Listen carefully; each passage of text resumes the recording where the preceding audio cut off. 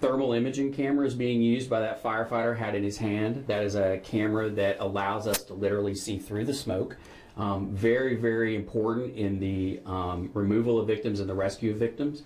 So this is the gentleman they've pulled out at this time. He is looked like he was taking some breaths, and we've got firefighters beginning to apply oxygen and additional treatment to him.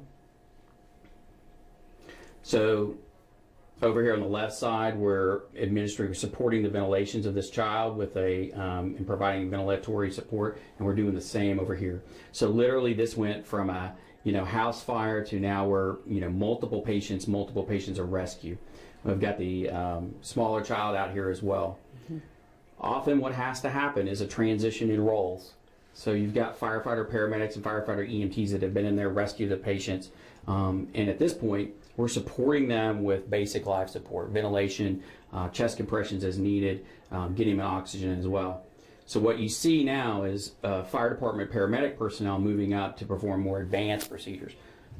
The risk we run with these patients breathing in the superheated gas, if they're not breathing effectively, then we need to get a tube in their airway and get them on good ventilation before that airway swells. So we really have only a quick moment of time to get that intervention completed, and we were able to do that right there on the scene and get, especially in some of the younger adults, very, very difficult airways to manage, but the firefighters were able to get in there and get the airways secured with a tube and get good oxygen in there. Really makes the difference on a pediatric that has been involved in a smoke inhalation issue. So as you can see, large amount of equipment begins to come out. We're literally we're working 4 active resuscitations at this point with our personnel. There's still got to be crews in there actively fighting the fire. We're still searching for, we may have reports that there may be somebody else in there, which we still are waiting to see one more victim. So we have a firefighter here, a paramedic going by. He's carrying what we call a pedia tape, and everything we do related to kids is weight-based. And so he's going around and he's doing an organized, color-coded weight measurement on all those kids, so that as soon as we can give their medications, we know exactly how much to give. And so it's just taking those necessary steps to make sure that when we're ready to do those actions, that happens.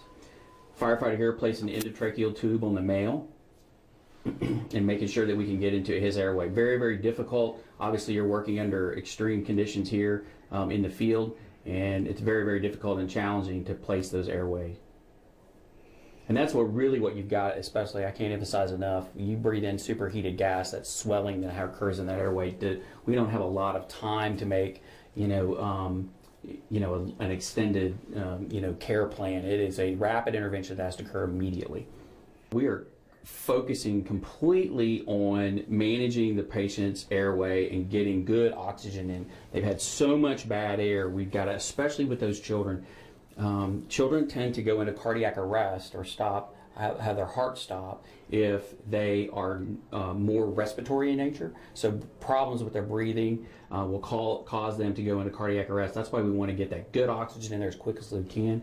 So as you can see, diligent firefighters just literally supporting their ventilatory support right there, breathing for them on the scene.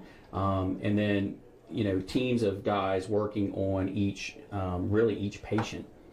IV lines will be started on the scene. The medication that we give is a little more complicated. It does require a mix. It does require some work.